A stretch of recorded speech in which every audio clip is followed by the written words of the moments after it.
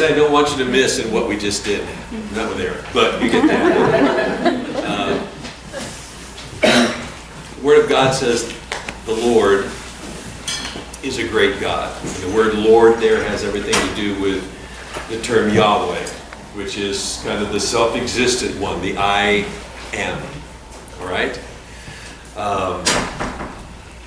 God always was. He always will be.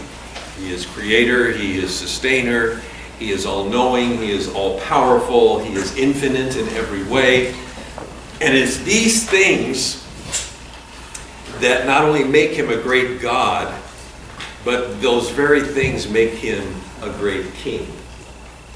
All right? I think those two things go to right next to each other. Daniel said it. It is God who removes kings and sets up kings. All right? Now, historically on earth, there has been an understanding that there is this divine right theory of kingship, if you've ever heard that term before. What it basically means, it's a political, a religious doctrine of royal and political legitimacy, asserting that a monarch is subject to no earthly authority, deriving his right to rule directly, or her right to rule directly from the will of God, which is still true today in many countries when you talk about monarchies. And it really harkens back to really interpretation that Daniel made of one of King Nebuchadnezzar's dreams, when he saw this big old statue in front of him with a golden head. And Daniel was talking to King Nebuchadnezzar as he interprets the dream for him and says, "You, O king, the king of kings, to whom the God of heaven has given the kingdom, the power, the might, the glory, and into whose hand he has given, wherever they dwell, the children of man, the beasts of the field, the birds of the heavens, making you rule over them all. You are that head of gold." So he kind of says, this is what God has ordained. You are that put in place by God. And the problem is that earthly kings through time have forgotten who put them in place, who gives them that rule. Sometimes they believe it's just inherited. Sometimes they take over power by force. And usually that power and that authority is often abused, right? And we've seen that throughout history. Why it was so earth-shattering as well that Edward VIII, King Edward VIII of England, abdicated the throne for the sake of the love of a woman. Wallace Simpson, you remember that, American woman. And it caused all sorts of scandal. She was going through her second divorce, I believe, at the time, which was why none of that was going to work out for him. But at the same time, the question was being asked, would he give up the privilege, would he give up the prestige, would he give up the power and all the rights that went with that for the love of a woman? And the answer was, he did. Yes. Love can do that, huh? And it was God the Father's plan, out of love for his Son, to hand the kingdom to his Son. That's what Psalm 2 reminds us. I will tell the decree. The Lord said to me, "You are my sons. Today I have begotten you. Ask of me, I will make the nations your heritage and the ends of the earth your possession." And if you go through the rest of the Bible all the way to Revelation, you see that in Revelation it celebrates the Lamb to whom the kingdom has been given and over which he will rule the rest of his life. But first, Jesus puts aside his position in heaven and decides to come to earth. Right? Not as a king, but as this little baby. And he gives up his right to utilize all those powers that he has for the sake of what he came to do, which is to die for you and for me. And oftentimes throughout the Gospels, you'll hear of people who are trying to grab him and install him as king, make him recognize him as king, and he fought that all the time. Out of love for people, simply because he knew what his goal was, and that was to die. It wasn't until Pilate himself said, "Here's Jesus, King of the Jews." He let somebody else pronounce that. And then he went ahead and did exactly what he came to do, to die for you and me, to reconcile us to God through his his death, and then return to heaven and take that rightful place that was his all along. Now, why do I tell you all this, you ask? Because, thank you. I was hoping someone. And I bring it up because it's one of the prayer requests for somebody in this room who said they needed a more elevated perception of God as king. Okay? Not just God, but as king. Does that make sense to you? Too often, this person said, they disregard him as the king and Lord of life, putting his own desires or her own desires, not sure who, above his own. Putting his own desires above the king, and frustrated that they would get to the end of the day, and it was only at the end of the day that they would finally remember that the king supposedly was to rule over that life, and would spend the time basically saying what they were not getting, what they wanted the king to do for them. Any of you relate to that? When God opens our eyes to his greatness and to our brokenness, we realize we need someone to rule our lives, don't we?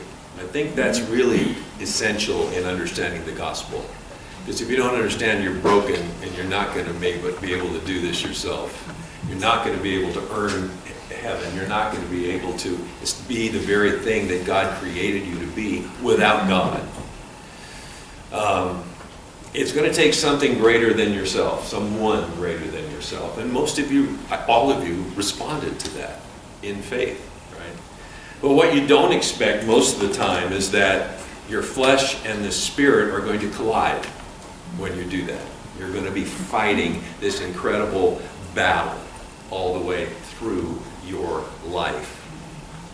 And it doesn't go away. It can get a little better. Sometimes you win the battle, sometimes you don't win the battle.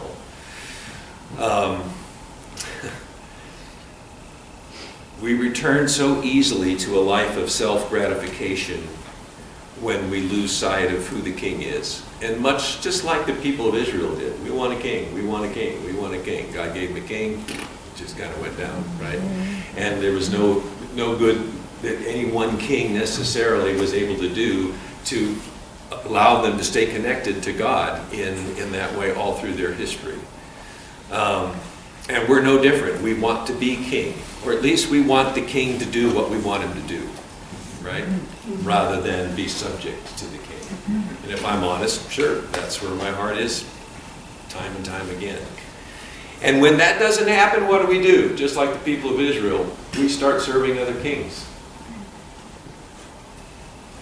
So the question is, what are the other kings, what are the other gods in your life?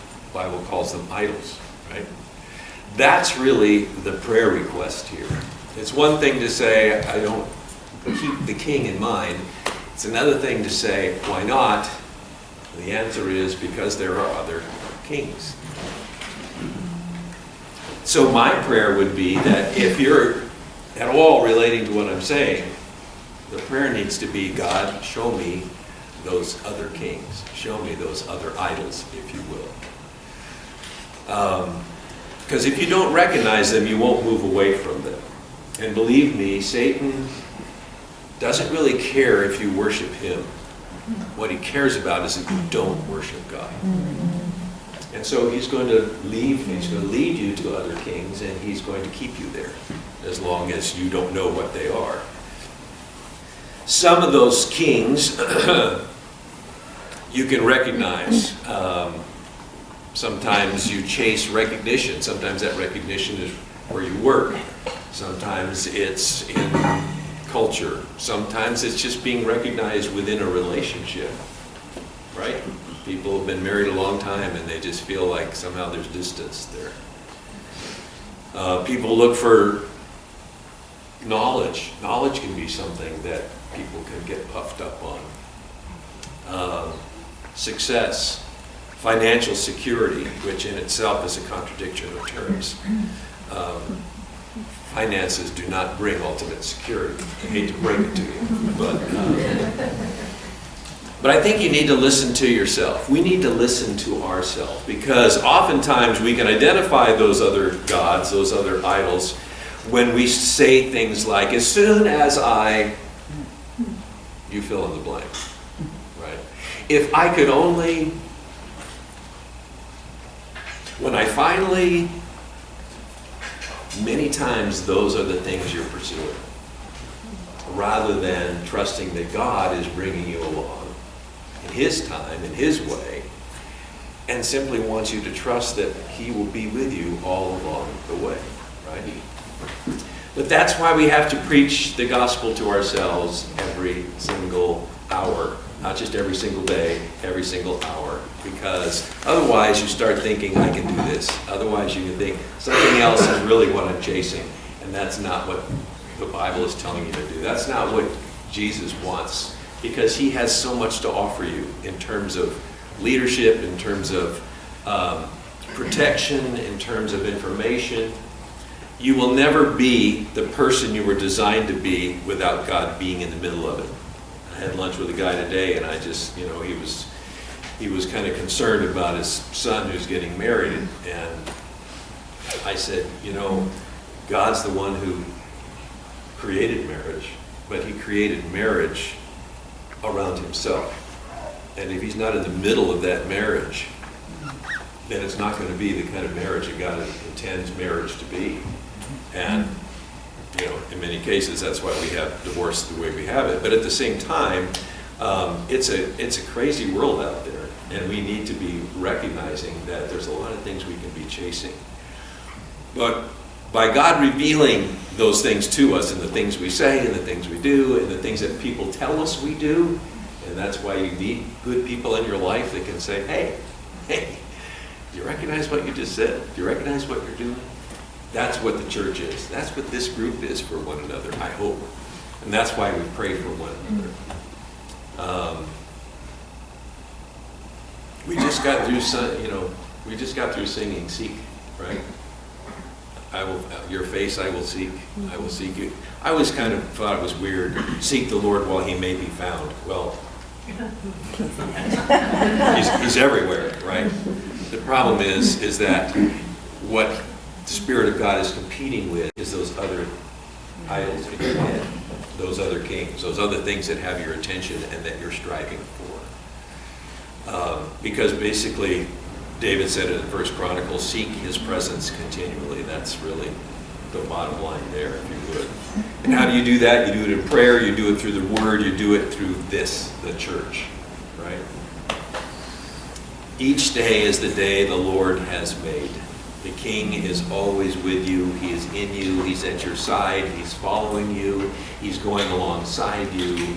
And that's a whole lot better than what I try to do sometimes by myself, right? And I just want to encourage you the same way. Because He's really waiting for you to believe it. And when you do, He's waiting for you to enjoy it. God is here for us to enjoy Him forever. So why not start now, right? All right. Why don't you take out the Psalm